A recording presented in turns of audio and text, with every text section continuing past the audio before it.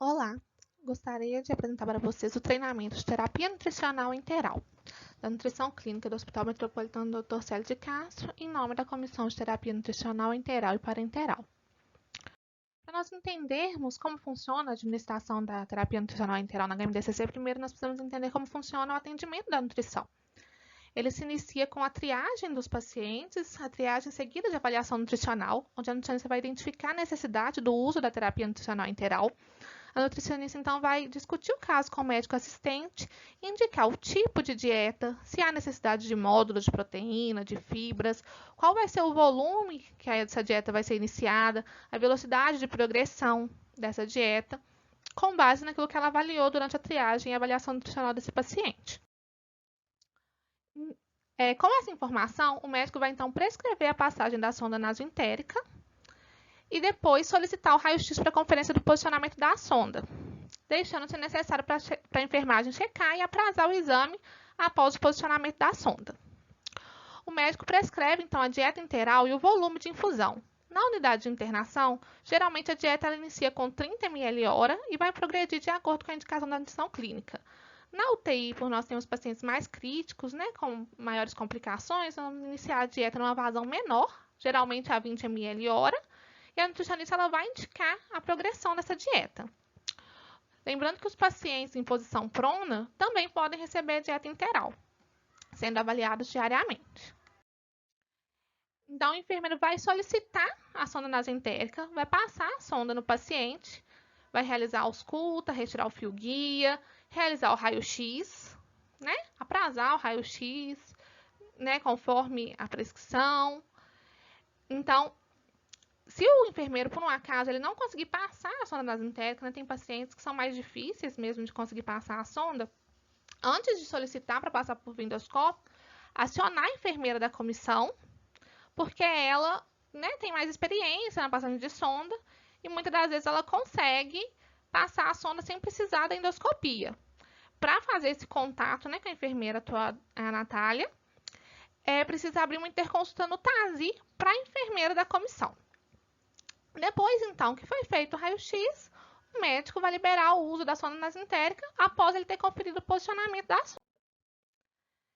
Após, então, a liberação para a utilização da sonda nasoentérica, o enfermeiro ele deve colocar a fixação para a sonda padronizada no hospital, que deve ser trocada a cada 7 dias ou sempre que saturado. Então, quando o curativo estiver sujo, quando ele não estiver bem posicionado, não estiver fixando bem a sonda, ele deve ser trocado. Se estiver em condições adequadas, a cada 7 dias. Então, com a sonda nasoentérica bem posicionada, o técnico de enfermagem vai aprazar a dieta integral e realizar a retirada no dispensário. Lembrando sempre que, às vezes, tem uma dificuldade de aprazar a dieta integral, a próxima dieta, geralmente, porque não finaliza a primeira no TASI. Então, primeiro precisa finalizar a dieta no TASI e, depois disso, aprazar a nova dieta para conseguir retirá-la no dispensário. O técnico de enfermagem, então, ele vai receber ou retirar no dispensário, conferir a dieta com a prescrição médica, preencher o rótulo da dieta com data, hora de abertura da dieta e a vazão conforme a prescrição médica. Em seguida, vai conectar o equipo, colocar a data e a hora na etiqueta do equipo, O equipo ele deve ser trocado a cada 24 horas. Então, se eu uso 2 bolsas dentro de 24 horas, eu posso utilizar o mesmo equipo. E lógico que nós vamos ter aquela atenção, Eu vou iniciar uma nova bolsa, mas o meu equipo só tem validade de 2 horas. Então, nós já vamos trocar o equipo. Ou não, meu equipo perdeu a validade e ainda faltam 2 horas de infusão dessa bolsa. Eu posso deixar esse equipo e na hora que eu for trocar a bolsa, eu coloco um equipo novo. Mas, na maioria das vezes, o equipo ele vale 24 horas. A dieta integral também tem essa validade de 24 horas. Então, quando o paciente está com uma vazão pequena, baixa da dieta, em torno de 20 ml, 30 ml, geralmente essa dieta ela vai chegar próximo aí das 24 horas. Mas quando ele está utilizando vazões maiores, ele utiliza mais de uma bolsa. A gente não tem tanta preocupação com relação a isso, mas vazões menores a gente tem que ficar atento para não passar do prazo de validade da dieta. Então, o técnico, depois de preencher todos os rótulos, a etiqueta do equipo, ele vai instalar a dieta na bomba de infusão, programar a vazão conforme a prescrição médica, conectar o equipo à sonda nasentérica e checar a posição da sonda nasentérica antes de iniciar a dieta. O técnico de enfermagem tem que levar, então, a cabeceira da cama no mínimo a 30 graus antes de ligar a dieta. E aí, sempre que precisar interromper, né, a dieta, antes do banho, antes de manusear, lembrar de fazer isso pelo menos 30 minutos antes, né? Porque, às vezes, acabou de desligar a dieta e abaixar a cabeceira para dar um banho, para movimentar o paciente, tem o risco desse paciente aspirar, né? Mas lembrar sempre também que depois que fez essa movimentação, retornar o paciente aí para no mínimo 30 graus a cabeceira e religar a dieta. Outra coisa que eu queria chamar a atenção de vocês é conforme a prescrição. Porque quando vocês abrem, né, no ADEP a prescrição, geralmente vocês têm o hábito de olhar a observação, né? E na observação, eu deixei aqui até com um xizinho, né? Mostrando para vocês que não é para seguir essa observação, porque aquela vazão, né, aquela velocidade de infusão que aparece ali na observação, nesse caso aqui, por exemplo, desse exemplo, é 19,7, ele é um cálculo automático do TASI. Ele não considera tudo aquilo que eu falei que a nutricionista vai considerar durante a triagem, a avaliação nutricional, que ela vai pensar, né, calcular qual que é a vazão correta. Nessa observação aqui é um cálculo automático do TASI. A vazão que vocês devem considerar é a vazão que está aqui, ó, dieta contínua interal, 42 ml hora. Né? Nesse caso, que é uma dieta padrão. Então, para esse paciente, eu tenho que seguir essa prescrição de 42 ml hora. Eu sei que para medicamento, para outras coisas, vocês utilizam muito o que está na observação.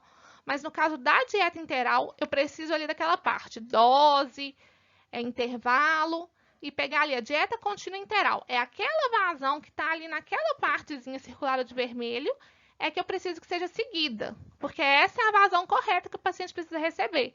E não que está na observação, que é o cálculo automático do TASI. E alguns pontos importantes que a gente tem que considerar aí na hora da administração, então, da dieta interal.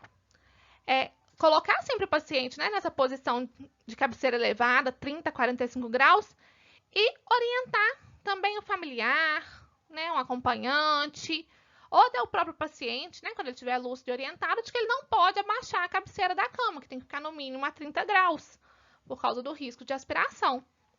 Nunca manipular o paciente com a cabeceira baixa e a dieta ligada. Então, precisou abaixar a cabeceira, vamos desligar aí 30 minutos antes, abaixa a cabeceira, manipulo, volta o paciente à posição de 30 a 45 graus e religo a dieta. Alguns pacientes, né, que estão mais agitados, confusos, eles têm o hábito de tentar arrancar a sonda a todo momento. Então, em alguns casos, esses pacientes podem precisar de uma contenção aí dos membros superiores, mas sempre realizar essa contenção conforme prescrição médica.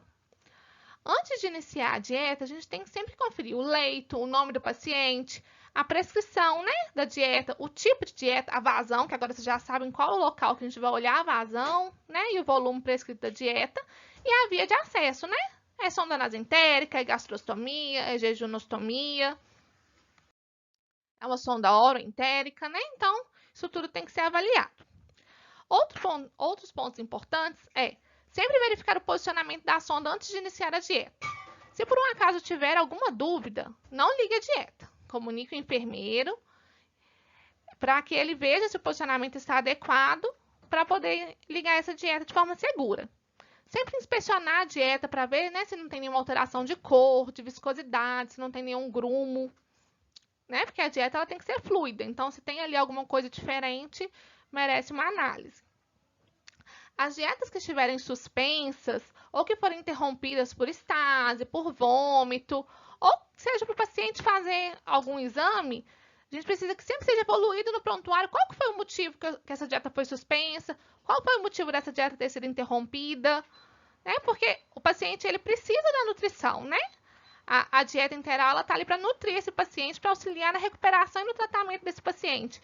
Então, ela não pode ser suspensa e interrompida sem motivo. Então, sempre que houver essa interrupção, colocar o motivo no prontuário. Realizar a desinfecção do local de inserção do equipo ao frasco de dieta e da extremidade do equipo com álcool 70%, né? Para a gente manter tudo bem higienizado.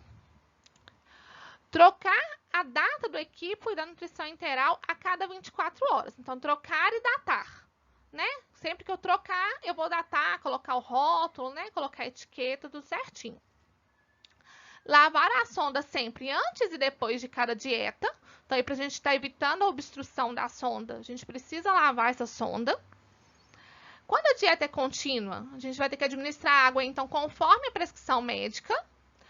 Mas, se por um acaso não tiver prescrição médica, né? Às vezes o médico esqueceu de prescrever a hidratação integral para esse paciente. A gente vai passar água, então, para evitar, né, que essa sonda obstrua. Se for gastrostomia e sonda nasentérica, nós vamos passar 60 ml de água a cada 3 horas. Se for jejunostomia, nós vamos passar 40 ml de água a cada 3 horas. Né? Passa ali com a seringa mesmo, só para evitar a obstrução dessa sonda. Mas tendo a água prescrita, nós vamos fazer conforme prescrição médica. Outros pontos importantes, né, que nós temos que ter é anotar no prontuário o hábito urinário intestinal desse paciente. Porque às vezes assim, interrompeu a dieta. Por quê? Porque o paciente teve diarreia. Tá, mas a gente procura na evolução e não encontra nenhuma informação sobre essa diarreia. E quantos episódios foram? Um episódio só de fezes líquidas não configura diarreia. Talvez eu não teria que suspender a dieta.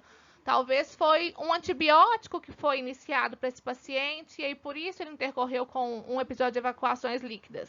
Na maioria das vezes a causa não é a dieta. Mas até se a causa for a dieta, a gente tem que ter essa informação para fazer a investigação adequada. E também a intervenção adequada, né? Sempre que for administrar um medicamento, realizar, então, a conferência dos 13 certos, né? Antes de administrar o medicamento, né? Então, o medicamento certo para o paciente certo, né? Todas aquelas informações que nós já aprendemos aí com o Projeto Milhão. Mas, com relação a administrar os medicamentos por sonda, a gente tem que ter o cuidado de macerar esses medicamentos separadamente, né, para evitar uma interação entre os medicamentos.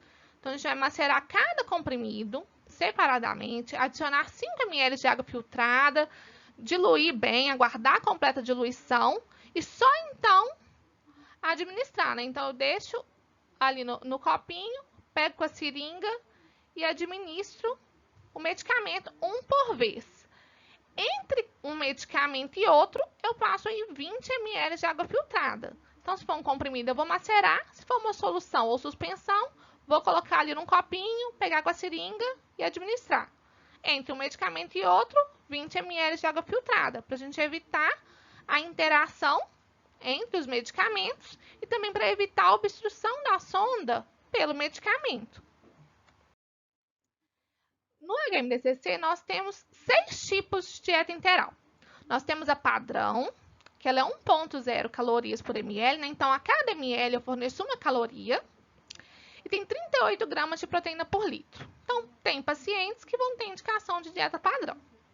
Nós temos a dieta hiperproteica, que a gente chama de 1,5, que ela tem 1,5 caloria para cada ml de dieta. E 75 gramas de proteína para cada litro de dieta. Então, ela é uma dieta diferente da padrão. Os rótulos são muito parecidos, né? A gente vê em cima, tem uma partezinha azul ali escrito HP Energy, que não tem na dieta padrão, que é chamada de original.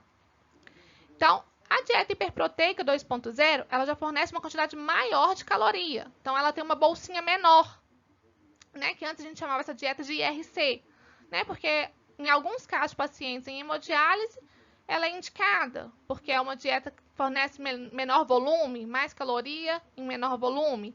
É uma dieta que também é hiperproteica, então nós passamos a chamar ela agora de hiperproteica 2.0 por esse motivo. Ela fornece 100 gramas de proteína para cada litro de dieta.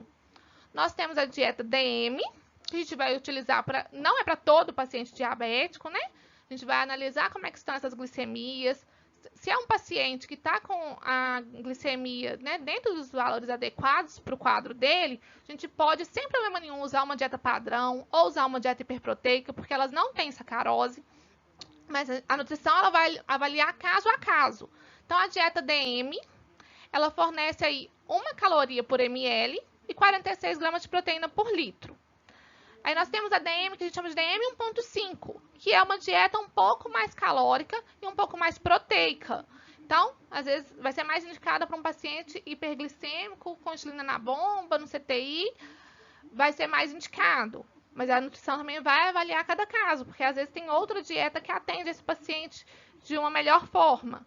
Mas a dieta DM, então, 1.5, ela fornece 1,5 calorias por ml e 75 gramas de proteína por litro. Nós ainda temos a dieta oligomérica, que ela é menos utilizada porque é uma dieta mais especializada. Ela fornece 1 caloria por ml de dieta e 45 gramas de proteína por litro de dieta. É uma dieta que a gente chama de oligomérica porque ela tem peptídeos ao invés da proteína inteira. Né? Ela tem moléculas menores de carboidratos e lipídios. Então, às vezes, para um paciente num pós-operatório de uma cirurgia abdominal, um paciente que às vezes usou parenteral e vai fazer uma transição da parenteral para nutrição enteral e tem ali algum acometimento gastrointestinal, essa dieta ela pode ser indicada. Agora, se é um paciente que tem o trato gastrointestinal íntegro, eu posso utilizar alguma das outras dietas de acordo com o quadro. Essa informação ela está aqui não para que vocês saibam tudo sobre todas as dietas, mas para que vocês entendam que existe uma diferença, que os rótulos são similares, mas que a gente precisa estar atento a qual é a dieta que está prescrita, porque elas têm indicações diferentes. Então, por mais que elas sejam similares ali no rótulo, a indicação dela é diferente. Então, a gente precisa que a prescrição ela seja seguida. E muitas das vezes a gente pode confundir na hora de pegar ali no dispensário e pegar uma dieta que não é adequada para aquele paciente. Além das dietas interais, nós temos no HMDCC módulos de proteína, módulos de fibras e suplementos orais. Nosso módulo de proteína ele tem 5 gramas de proteína. Então, nós podemos diluir ali em 50 ml de água filtrada. Então, não precisa ser uma quantidade grande, né? 50 ml para cada sachê. Então, se eu tenho 2 sachês, 100 ml de água filtrada. Lembrar sempre que depois de administrar a água aí para lavagem da sonda. Nós temos o módulo de fibras, que ele vai ser indicado, às vezes, para algum paciente com diarreia, por exemplo, também precisa ser diluído. Já o módulo de fibras, apesar de ser 5 gramas também, ele precisa de uma quantidade maior de água para diluição. Então, 5 gramas de fibra em 100 ml de água filtrada. Então, o módulo de proteína ele vai ter uma indicação, o módulo de fibras vai ter uma indicação diferente. Nós temos os suplementos orais, que eu quis trazer aqui, mesmo a gente falando de nutrição enteral, porque às vezes em algum momento esse paciente vai ser desmamado da sonda nasentérica, eu vou ter uma dieta oral liberada para ele, mas se ele não estiver atingindo 100% das necessidades dele, vou precisar aí de um suplemento. Nós temos 2 tipos de suplemento hoje no HMDCC. O suplemento hiperproteico, que ele fornece aí 300 calorias por cada frasquinho de 200 ml e 11 gramas de proteína. Mas esse suplemento ele já tem açúcar, então ele não vai ser indicado para os pacientes diabéticos ou que estão com hiperglicemia. Então eu tenho o suplemento oral para o diabético, que tem aí 186 calorias mais ou menos por frasquinho e 9 gramas de proteína, corrigindo aí o slide. E como eu falei, às vezes o paciente em desmame de terapia nutricional, desmamou da sonda, eu vou iniciar um suplemento. Então, como é que deve ser feito o desmame da terapia nutricional integral na HMDCC? Se o paciente melhora o estado geral dele, tem a possibilidade de uma dieta via oral, um paciente às vezes que foi estubado, ou um paciente que chegou mais prostrado, desidratado, mas aí depois da soroterapia, por exemplo, ele acordou e está melhor, nós vamos solicitar, então, uma interconsulta para a equipe de fonoaudiologia. É a fonoaudiologia que vai avaliar se esse paciente tem condições de uma dieta via oral e qual é a consistência dessa dieta. Então, a partir disso, é que a gente vai começar o desmame da dieta interal. Então, não é assim, o paciente vai ser avaliado pela fono e aí já tira a sonda e deixa o paciente porque aí ele vai comer. Não deve ser procedido dessa forma, porque o paciente se beneficia da dieta interal. Então, geralmente, na unidade de internação, quando liberada a dieta via oral, a gente vai reduzir aí o volume da dieta interal em 60% das necessidades nutricionais desse paciente. Então, é a nutricionista que vai indicar qual vai ser a vazão da dieta interal que esse paciente vai receber agora, que ele também tem a via oral liberada. Ou a gente pode manter aí a vazão da dieta, pensando aí em atingir 60% das necessidades nutricionais do paciente, mas administrá-la de forma cíclica noturna. Que é isso? Esse paciente só vai receber a terapia nutricional à noite. Isso na unidade de internação. No CTI, a gente vai manter esse paciente de dieta contínua, porém, recebendo apenas 60% das necessidades nutricionais. Então, o nutricionista vai indicar aí qual vai ser o volume de dieta que esse paciente vai receber, uma vez que ele está com a dieta via oral liberada. O nutricionista vai, então, começar a quantificar a ingestão desse paciente. A gente quantifica através de um formulário de quantificação de via oral, que a gente chama de QVO, vou apresentar para vocês mais para frente. E esse QVO ele pode ser preenchido, se na unidade de internação, pelo acompanhante. Se não tem acompanhante, é a enfermagem que vai preencher. No caso do CTI, o próprio balanço ele tem um espaço para que seja anotado qual é a quantidade que esse paciente está aceitando da dieta via oral. Então, a gente vai permanecer anotando no balanço. É sempre importante a gente anotar um percentual. Né? Então, esse paciente consumiu 25%, 50%, 75%, 100% do que foi ofertado para aquele horário. Preencher todos os horários, mesmo se o paciente não comeu nada, o paciente aceitou zero. Então, eu vou colocar lá 0% no lanche, por exemplo. É a mesma coisa no QVO. Eu tenho lá um campinho para eu marcar que o paciente consumiu 0%.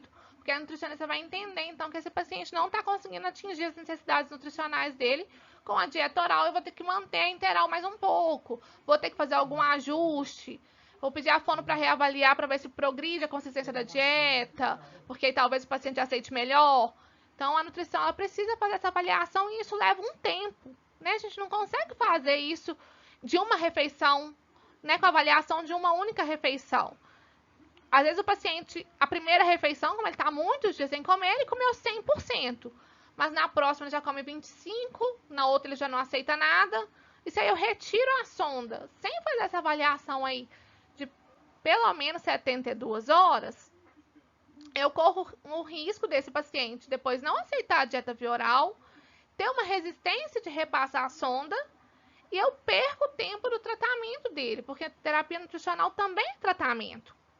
Então, em alguns casos, a nutricionista vai autorizar a retirada da sonda em menor tempo. Às vezes é um paciente jovem que estava entubado, mas foi estubado, está alerta, orientado, e aí ele vai conseguir comer 100% das necessidades dele, já aceitou e várias refeições, aceitou muito bem. Às vezes com 24, 48 horas, a nutricionista ela vai indicar o desmame.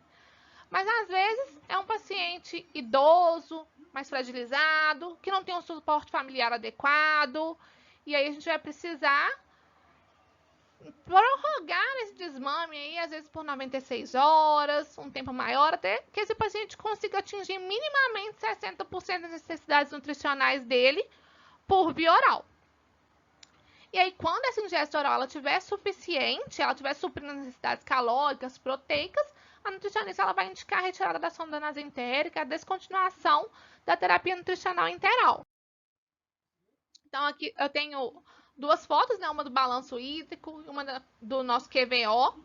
Então, no balanço, é só mesmo para reforçar essa questão de anotar a vazão da dieta interal, anotar se por algum motivo ela ficou suspensa, né? Então, a gente geralmente tem o costume de anotar, né? 30, 30, 30, 30, 30, várias vezes nos horários. Mas, às vezes, em algum momento ali, ela ficou parada, que seja para o banho, ficou algum tempo parada, a gente sinalizar ali o tempo que ela ficou parada. Se foi suspensa, sinalizar se foi estágio, o que foi que aconteceu, marcar no campo e lembrar de colocar a aceitação da dieta via oral. Já o QVO, ele é muito simples, né? Ele tem a divisão das refeições, né? As 5 refeições que o hospital oferece. Ele tem um campo para anotação também da suplementação. Então, em algumas vezes, o QVO vai ser utilizado antes da passagem da sonda. Então, eu quero quantificar para ver se esse paciente está atingindo as necessidades, para ver se ele tem indicação ou não de sonda. Então, ele serve para os dois momentos, tanto para a indicação de sonda, quanto para o desmame da sonda nasentérica. Então, é muito importante o preenchimento do QVO na unidade de internação. A gente sempre vai deixar preenchido com o nome do paciente, o leito, a data, e aí fica a cargo, né, ou dos familiares ou da enfermagem, de anotar pra gente qual que foi a aceitação. Foi nada? foi 25%, foi 50%, 75% ou 100% daquela refeição. Então, assim, ele é bem ilustrativo para poder facilitar. E por último, né, foge um pouco do nosso tema, mas eu acho que é relevante a gente conversar sobre isso, que é a questão da terapia nutricional nos cuidados paliativos. A terapia nutricional nos cuidados paliativos, ela tem dois objetivos principais, que é a nutrição, né, propriamente dita, como para todos os outros pacientes. Então, nós vamos utilizar nos cuidados paliativos a nutrição enteral quando esse paciente tem uma maior expectativa de vida, é um cuidado paliativo precoce, complementar, predominante, que tem outras medidas invasivas, né? Porque, querendo ou não, a sonda nasentérica é uma medida invasiva. Tem outras medidas invasivas indicadas. Eu vou indicar também a terapia nutricional enteral. Agora, um segundo objetivo da terapia nutricional nos cuidados paliativos é oferecer conforto. E aí, isso independe da certificação de cuidados paliativos. Eu quero oferecer conforto para todos os meus pacientes, né? Principalmente os de cuidados paliativos, mas eu quero dar conforto para todos. Então, em alguns casos, a terapia nutricional enteral, ela vai ser desconfortável. Talvez essa dieta enteral ela vai ser descontinuada. Às vezes o paciente vai ficar de dieta suspensa, porque está gerando um desconforto, uma distensão abdominal, uma estase, um vômito para esse paciente. Então, em alguns casos, a dieta vai precisar ficar suspensa. Em outros, não. O paciente fica tranquilo, não sente desconforto. Eu vou manter a enteral. Ou a dieta de conforto, o paciente de via oral consegue. Às vezes ele consegue uma pastosa em pequena quantidade. Então, na terapia nutricional em cuidados paliativos, são esses dois principais objetivos: oferecer nutrição e conforto. Quando a nutrição ela não for mais indicada, eu vou continuar ofertando conforto, né? Seja o conforto eu ofertar uma dieta por prazer, seja eu ofertar uma dieta integral, às vezes para um conforto da família também, né? De não ver o paciente ali sem nenhum tipo de nutrição, ou seja o conforto de eu não ofertar dieta mesmo para esse paciente, se ele ficar desconfortável quando eu estou ali infundindo a dieta integral. Gostaria de agradecer a participação de vocês. E, né, a nutrição ela se coloca disponível para tirar qualquer dúvida. Muito obrigada pela atenção.